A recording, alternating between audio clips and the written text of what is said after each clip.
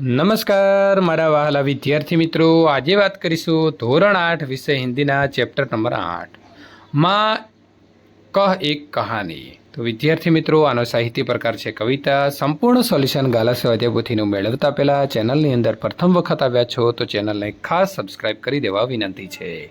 જો મિત્રો આની પીડીએફ મેળવવા માંગો છો તો નીચે ડિસ્ક્રિપ્શનની અંદર આપેલી લિંક ઉપર ક્લિક કરીને ત્યાંથી મેળવી શકો છો।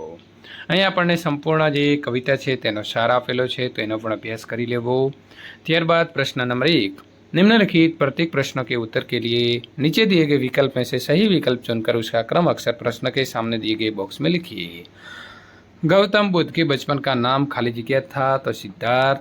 सुरभि शब्द का अर्थ क्या होता है तो सुगंध। नंबर 3, माँ कह एक कहानी काव्य जवाब आएगा संवाद शैली में है। नंबर 4, कवि मैथिली शरण को राष्ट्र कवि की उपाधि मिली है। नंबर 5, सिद्धार्थ ने किस पक्षी की रक्षा की तो जवाब आएगा बी, हंस की। प्रश्न नंबर 2, कोष्टक में से उचित शब्द चुनकर रिक्त स्थानों की पूर्ति कीजिए। कहती है मुझसे ये चेटी तू मेरी नानी की बेटी।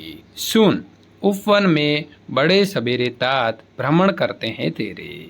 सहसा एक हंस ऊपर से गिरा तब से मित्रों बिद्ध होकर खरसर से। तब उसने जो था खगभक्षी हठ करने की ठाने। रक्षक पर भक्षक को वारे न्याय दया को दाने। सही वाक्य चुनकर विधानों को पूर्ण कीजिए। सिद्धार्थ चौक के क्योंकि ऊपर से एक घायल हंस नीचे गिरा। आखेटक को इस बात का गर्व था कि उसका निशाना अचूक रहा। घायल पक्षी पर अधिकार का विवाद तब सबने सुना और जाना जब वो न्यायालय में पहुंच गया। प्रश्न नंबर 4, निम्नलिखित प्रश्नों के उत्तर एक एक वाक्य में लिखिए। राहुल ने माँ से क्या आग्रह किया तो राहुल ने माँ से एक कहानी सुनाने का आग्रह किया। नंबर 2, राहुल के पिताजी कहाँ भ्रमण करते थे और कब। राहुल के पिताजी बड़े सवेरे बगीचे में भ्रमण करते थे।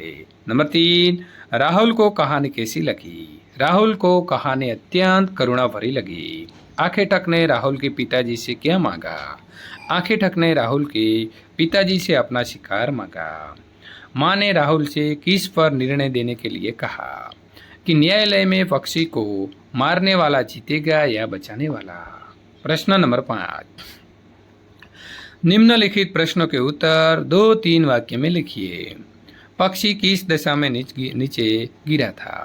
आखेटक के बाद से बिंदकर पक्षी घायल हो गया था, इसके एक पंख पर बाण लगा था। घायल पक्षी को किसने उठाया। उठाने पर हंस को कैसे लगा। घायल पक्षी को राहुल के पिता ने उठाया। उनका स्पर्श पाकर पक्षी को लगा जैसे उसने नया जन्म पाया है। आखेटक किस बात के लिए अड़ गया कि उसने पक्षी का शिकार किया है, उसका शिकार उसने मिलना चाहिए। प्रश्न नंबर 6, निम्नलिखित प्रश्नों के उत्तर लिखिए। उपवन की शोभा कैसी थी। उपवन में तरह तरह के रंगों वाले फूल खिले हैं। इन फूलों पर ओस की बूंदें चमक रही थी। हवा के सोने से जब वे बूंदें एक दूसरे से मिलती थी तो उनमें लहरें सी उत्पन्न हो जाती थी। फूलों की सुगंध सारे उपवन में फैली हुई थी। पेड़ों पर बैठे पक्षी कल कल स्वर में गा रहे थे। इस प्रकार सुबह के समय उपवन की शोभा अत्यंत मनोहर थी। प्रश्न नंबर 2, माँ से कहानी सुनकर पुत्र ने क्या निर्णय सुनाया। पुत्र छोटा था पर बुद्धिमान था। माँ से कहानी सुनाकर उसे पक्षी के प्रति सहानुभूति उत्पन्न हुई। उसने कहा कि यदि कोई किसी निर्दोष को मारे तो दूसरा उसे क्यों न बचाए। न्याय में दया की भावना होनी चाहिए, इसीलिए बचाने वाला हमेशा मारने वाला से बड़ा होता है। चित्र के आधार पर अपूर्ण काव्य को पूर्ण कीजिए। माँ मुझको भी पौधे दे दो, मैं भी वृक्ष लगाऊंगा। रोज उसे दूंगा मैं पानी, बता गई है जैसे नानी। जब वे पौधा पेड़ बनेगा कितना सुंदर हमें लगेगा। वायु प्रदूषण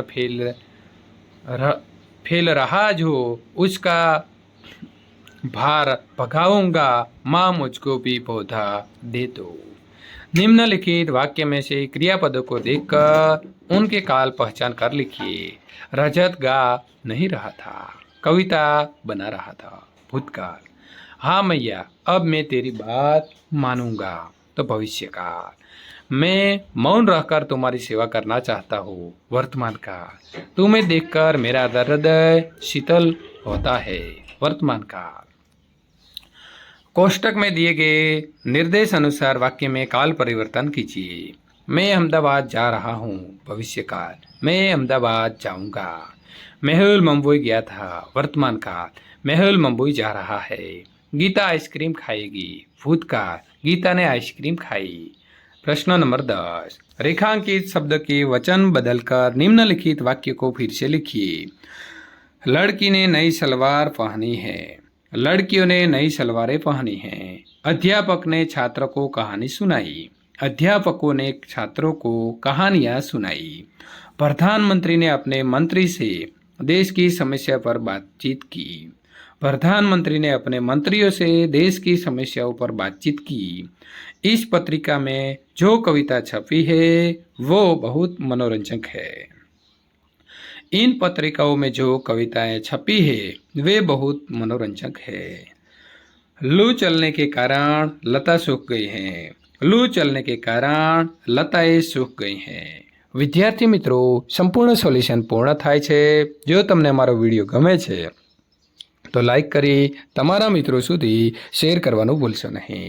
અહીં આપેલી એન્ડ સ્ક્રીન ઉપર ક્લિક કરી અને મિત્રો બીજા તમારા વિષયના પણ સોલ્યુશન અને આગળના પાઠોનું સોલ્યુશન પણ મેળવી શકો છો।